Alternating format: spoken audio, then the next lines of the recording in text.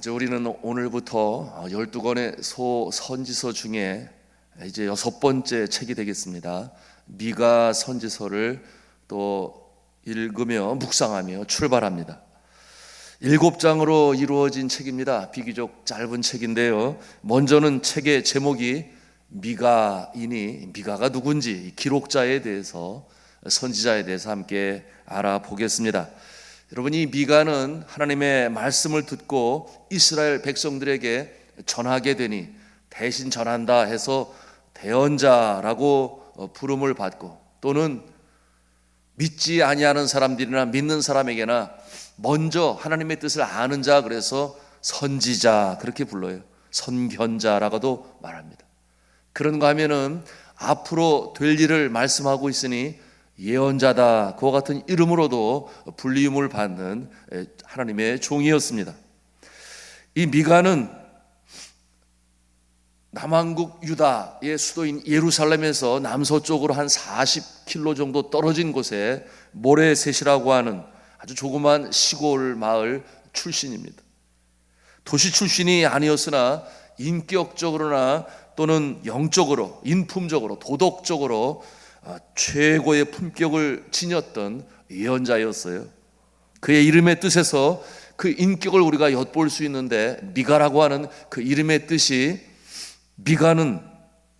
미가의 뜻이 여호와 같은 이가 누구인가, 그런 뜻을 가지고 있어요. 여호와 같은 이가 누구인가, 여호와 같은 뜻을 가지고 있는 이름이 이 미가입니다. 원래는 미가야후라고 하는 말의 준말이 되겠습니다. 미가는 이사야 선지자와 동시대의 사람이었어요. 이사야 선지자와 함께 같은 시대를 살았다. 그런데 이사야 선지자는 왕궁에서 주의 사명을 감당하는 그런 권세를 가지고 있는 예언자였다면, 이 미가는 이름 없는 시골 출신의 평민들과 함께 삶을 나누었던 선지자였습니다. 그러니 오늘날 우리의 모습으로 바라본다면, 여러분, 인권 변호사 많이 들어보셨잖아요. 인권 변호사.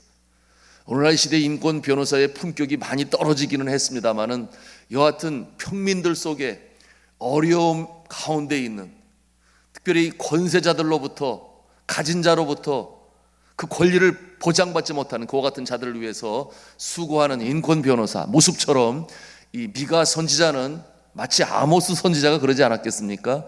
이렇게 평민들과 더불어 저들의 어려움을 함께 체휼하고, 그리고 이 권력을 가진 자, 특별히 가진 것으로 인하여 압제하고 착취하는 그와 같은 자들의 잘못을 날카로운 언어로 지적한 그와 같은 주의 종의 모습을 감당하고 있었습니다. 그런데 이 선지자 미가와 같은 비슷한 모습이 아모스라고 그랬어요. 여러분이 아모스 시대는 북왕국 이스라엘이 가장 왕성하던 시대였어요. 여로보암 2세가 나라를 다스릴 때에 다윗 왕이 통치했었던 그 땅까지 다 다스렸던 여로보암 2세. 그러니 정치적으로 안정되고 경제적으로 안정되었는데, 그들의 잘못이 무엇이라고 그랬습니까? 향락주의라고 그랬어요. 그러니 음행을 일삼고 우상을 섬기고, 이와 같은 모습이 아모스 선지자가 지적하는 잘못된 모습이었다면, 오늘 이 미가의 시대는 정치적으로 볼 때에 굉장히 불안정한 그와 같은 시대의 선지자였습니다. 그래서 그때는 이 아시리아가 신아시리아로 이제 성장하면서 서방을 향하여 팔레스틴 지방을 포함한 서쪽으로 진출하고 있었으니, 이 이스라엘 나라도 그와 같은 어려움 속에서 벗어날 수가 없었습니다. 조공으로 들이고 정치적으로 불안정하고 그와 같은 상황 가운데서 여러 명의 왕들이 쿠데타로 바뀌고 또 바뀌고 또 바뀌고 그와 같은 상황이었습니다. 그러니 짧은 시간에 여러 왕들, 스가랴 왕, 그 다음에는 살룸 왕, 다음에는 무나헴 왕, 그 다음에는 부가히아 왕, 그 다음에는 베가, 그리고 호세아 왕으로 연결이 되어져요. 짧은 시간에 쿠데타로. 그 시대에 미가 선지자가 활동을 했습니다. 여러분, 이 아수르의 조공을 바치는 것뿐만 아니라 아수르가 이 팔레스틴 지역을 자신의 나라로 온전히 만들기 위하여 종교심이 강한 이 팔레스틴 지방에 살고 있는 이스라엘 백성들도 마찬가지였습니다.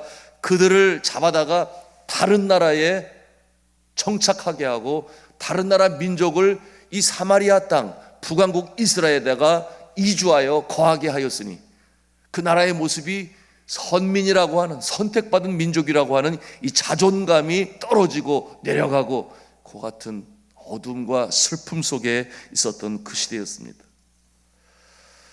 그러니 이와 같은 모습은 선지자들이 앞서 예언했었던 그런 결과들의 산물이었습니다. 저들이 하나님을 떠나고 경외하지 아니하고 우상을 섬기고 음행을 일삼고, 그런가 하면 가진 자들이 어려운 자들을 착취하고 압제하고, 그러지 말아라. 선지자들이 얼마나 눈물로 간청하며 저들에게 외쳤습니까? 삶으로 보였습니까? 그러나 듣지 아니했어요. 그런 이와 같은 모습이 되고 말았던 것이었습니다. 하나님의 심판의 손길이 그 가운데 임한 것이었어요. 철저하게 잘못을 깨닫고 돌이키고 회개하고 하나님께 돌아와야 되는데, 그런데 저들이 그러지를 못했어요. 그러니 전체적으로 이 나라의 상황이 색깔로 표현한다면 아주 어둠이 짙은 것 같은 모습이었습니다. 밝은 색이 아니었어요. 그런데 그처럼 어둠이 팽배한 이 사회적, 정치적, 경제적 상황에서 그럼에도 불구하고 소망의 빛을 전하는 이 미가 선지자의 모습을 우리가 볼 수 있습니다. 여러분, 이 미가 선지자는 구원을 선포합니다. 그 어려운 가운데서도 구원을 선포하는데, 이 메시지는 미가 선지서의 가장 중요한 주제입니다. 핵심적인 놀라운 예언이라고 말할 수 있겠습니다. 그것은 바로 구원자 메시아가 출현하게 될 것이다. 그와 같은 내용으로 선포하는데, 그가 누구시겠습니까? 예수 그리스도. 예수 그리스도가 장차 임하게 될 것이다. 그와 같은 모습이 빛으로 이 이스라엘 백성들을 다시금 새롭게 하실 것이다. 그와 같은 소망의 메시지를 전하였습니다. 여러분, 이 미가서의 가장 중요한 주제가 바로 이 구원에 관한 것이요, 메시아의 출현이니 잠깐 미리 가서 보기를 원합니다. 여러분, 5장으로 한번 가보시겠습니다. 5장에 가셔서 2절, 3절, 4절 말씀, 2절, 3절, 4절 말씀을 우리가 함께 읽도록 하겠습니다. 시작. 베들레헴 에브라다야, 너는 유다 족속 중에 작을지라도 이스라엘을 다스릴 자가 내게서 내게로 나올 것이라. 그의 근본은 상고에 영원에 있느니라. 그러므로 여인이 해산하기까지 그들을 붙여두시겠고, 그 후에는 그의 형제 가운데 남은 자가 이스라엘 자손에게로 돌아오리니, 그가 여호와의 능력과 그의 하나님 여호와의 이름의 위엄을 의지하고 서서 목축하니 그들이 거주할 것이라. 이제 그가 창대하여 땅끝까지 미치리라. 아멘. 이 구원자는 베들레헴에서 탄생할 것이다. 그런가 하면 그런 여호와의 능력으로, 무슨 말씀이에요? 하늘과 땅의 모든 권세를 가지고 하나님이 주신 능력으로 위임받아서 이스라엘뿐만 아니라 창대하여 땅끝까지 다스리실 것이니, 그 다스리시는 모습이 어떠한 모습이냐? 마치 선한 목자가 양들을 목축하는 것처럼 그렇게 선한 목자의 모습으로 샬롬을 이루게 될 것이다. 바로 예수 그리스도의 탄생을 이 미가 선지자가 이처럼 미리 바라보고 예언하기에 이른 것입니다. 여러분, 미가 선지자는 구원자로 오실 예수 그리스도를 이처럼 선포합니다. 그러므로 이때로부터 메시아를 대망하는 그와 같은 메시아 대망 사상이 이스라엘 백성들의 마음에 심겨지게 되었습니다. 나라를 잃었어요. 주권을 잃었습니다. 자유를 잃었습니다. 그 고난의 상황에서 비로소 저들이 눈이 뜨기 시작하는 거예요. 우리가 이렇게 살면 아니 되겠다. 하나님께서 심판하신다. 우리를 누가 도대체 건져내 주실 것인가? 메시아가 출현하게 될 것이다. 이 선지자들의 예언을 통해 저들의 마음에 샬롬의 왕을 기다리게 되었던 것입니다. 여러분, 하나님과 인간 사이에 막힌 이 죄의 담을 허시기 위하여, 그리고 이 예언은 실제로 이루어지게 되니 예수 그리스도께서 이제 이 땅에 강림하시게 되신 것입니다. 그래서 그 역사를 이루신 것이죠. 십자가의 죽음뿐만 아니라 사망에 쏘는 것을 이기시고 부활하셔서 메시아심을 증명하셨고, 그리고 샬롬으로 온 세상에 구원의 역사를 이루신 예수 그리스도, 이와 같은 모습을 통해서 교회를 세우시고 또한 교회 안에 저와 여러분과 같은 모습들을 통해 땅끝까지 이르러 증인되게 하시는 일, 그러므로 온 세상에 복음이 증거되어지고 샬롬으로 하나님의 나라를 이루는 이 놀라운 역사, 뜻이 하늘에서 이룬 것 같이 이 땅에서도 하나님의 나라가 이루어지는 그 같은 일로 지금도 역사하심을 믿으시기를 바랍니다. 이와 같은 일들이 주님 오시는 날까지 계속 되어지는 것입니다.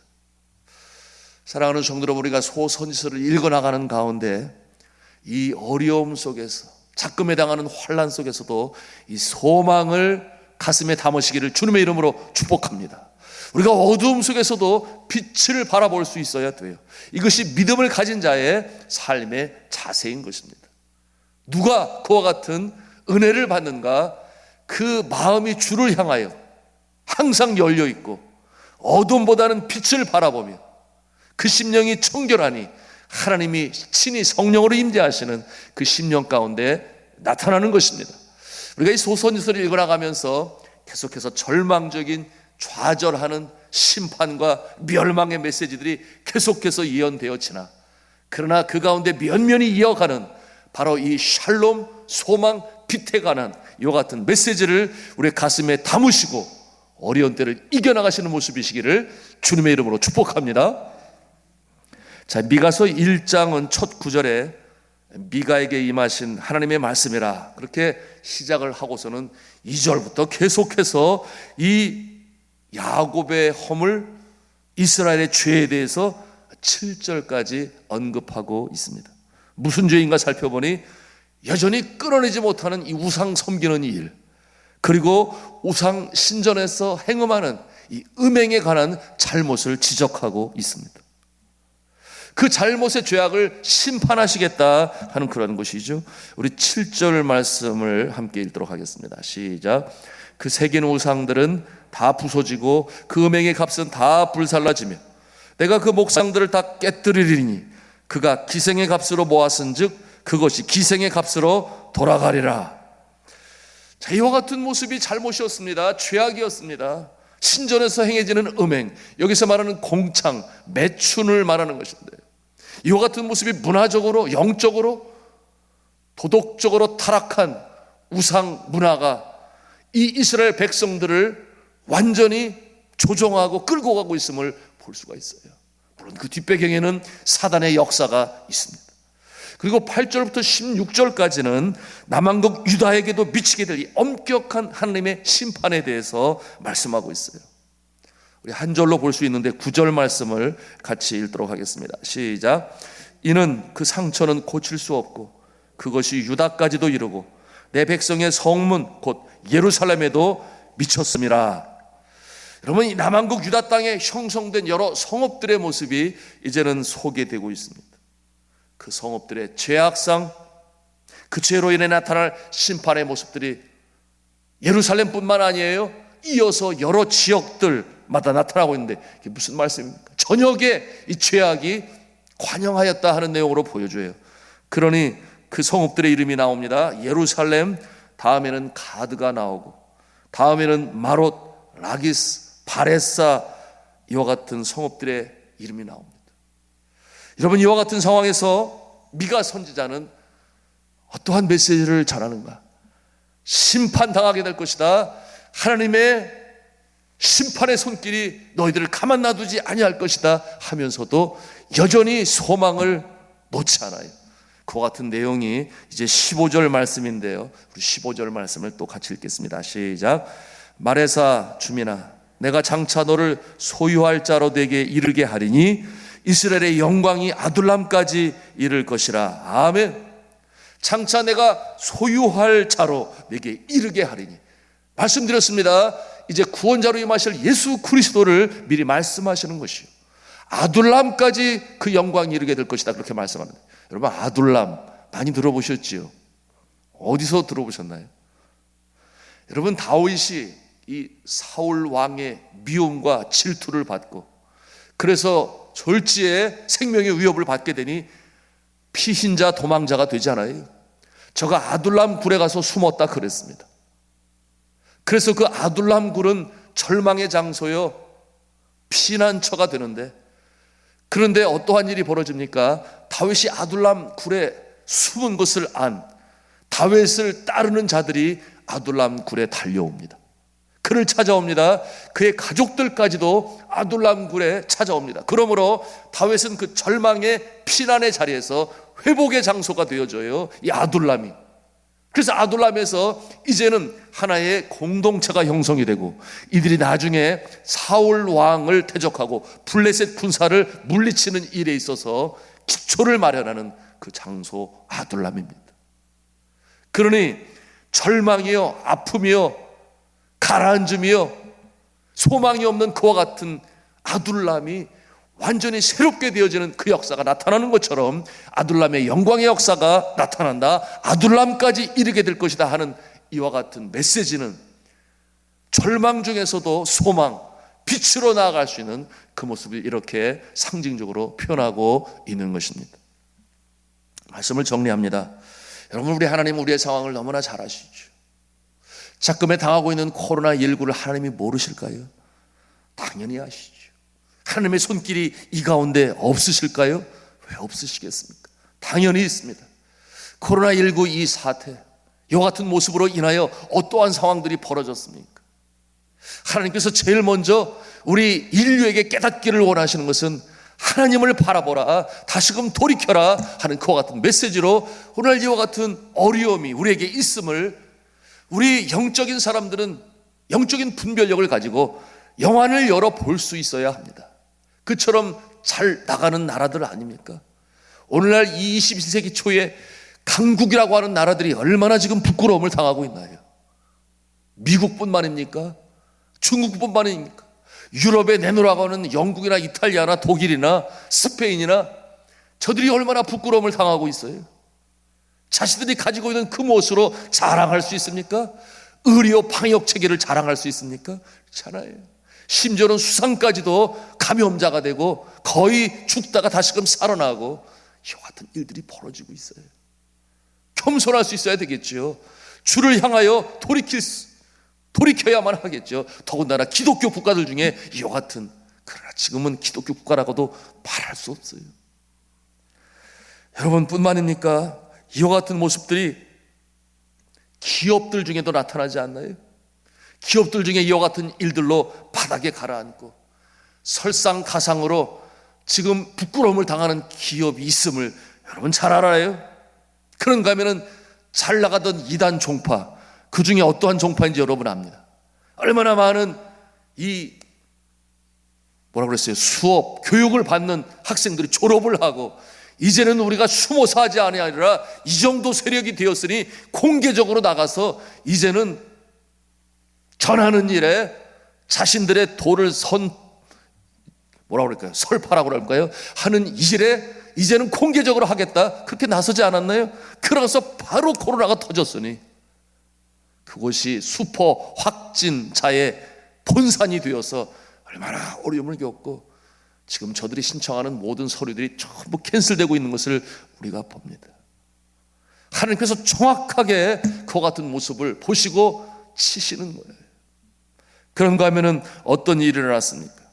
이제는 사회의 음성의 타락의 온상이라고 할 수 있는 유흥업소들이 이제는 하나님께서 낱낱이 보이시며 직격탄을 맞지 않았나요?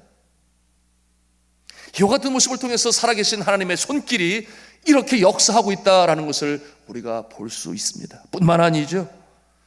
여러분, 이 슈퍼 확진자의 또한 모습으로 교회가 사회의 지탄을 받았던 모습을 우리가 기억합니다. 사실 그렇지 않음에도 불구하고 그와 같은 인식으로 이 사회는 아주 질시의 눈총으로 교회를 보게 되었으니 저는 깜짝 놀랐어요. 24년 동안 선교지에 있다가 들어와 보니 교회의 위상이 이렇게까지 세상 바닥에 추락하였을까. 물론 그 전에도 여러 가지 성적인 문제로, 또한 세습의 문제로, 또는 불투명한 재정의 문제로, 그런가 하면은 여러분 많은 그와 같은 잘못된 모습으로 해야 사회의 지탄이 되었지만, 이번에 그와 같은 모습을 통해서 확진자가 나오지 않았음에도 불구하고 교회들이 그처럼 어려움을 겪는 그 모습을 바라보면서 돌이켜야 하고 다시금 똑바로 서야 하고 회개하지 않을 수가 없었습니다. 새롭게 하시는 이 역사는 이번 사태를 통해서 우리에게 다가왔는데요. 여러분이 코로나19 사태를 통해서도 하나님의 선하신 손길이 움직이고 있으니 그것은 무엇입니까? 새로워져라, 다시금 돌이켜라, 회개하라, 겸손해라, 이와 같은 메시지로 오늘날 우리에게 주고 있는 것입니다. 저는 이와 같은 상황 가운데서 소망을 바라봅니다. 다시금 돌이키시는 역사, 다시금 뒤집어서라도 새롭게 하시는 역사가 이제 나타나게 될 것이니 먼저는 우리의 심령이 새로워지고 이 땅 이민족을 위하여 세운 교회 아니었겠습니까? 그것이 3.1 운동의 주체가 되고 나라가 어려울 때마다 기도함으로 이 나라를 살렸던 이 교회의 역사가 다시금 새롭게 회복되어 줄 줄로 저는 확신합니다. 이 모습을 통하여 다시금 살리시는 역사, 돌이키시는 역사, 오늘 이 선지서들을 통해서 그처럼 외치는 메시지가 주님께서는 이와 같은 코로나를 통해서도 우리에게 주실 수 있구나 하는 것을 깨닫게 되는 계기가 되었습니다. 사랑하는 성도 여러분, 자금의 상황이 어렵습니까? 사업장이 어렵습니까? 물질적으로 어렵습니까? 그런가 하면 육신적으로 또는 관계의 문제로 인하여 어렵습니까? 하나님께서 이와 같은 어려움의 막바지에 우리를 새롭게 하실 줄로 믿습니다. 이 믿음을 가지고 초두에 말씀드린 것처럼 우리는 밝은 곳을 바라보며 소망을 바라보며 이처럼 선지서가 멸망과 심판을 예언하지만 중간중간 계속해서 소망의 메시지를 전하는 것을 마음에 담고 다시금 믿음 중에 일어서실 수 있는, 그러므로 새로운 역사를 체험하고 경험하시는 하나님의 놀라운 신령한 은혜를 체험하시는 저와 여러분 다 되시기를 주님의 이름으로 축복합니다.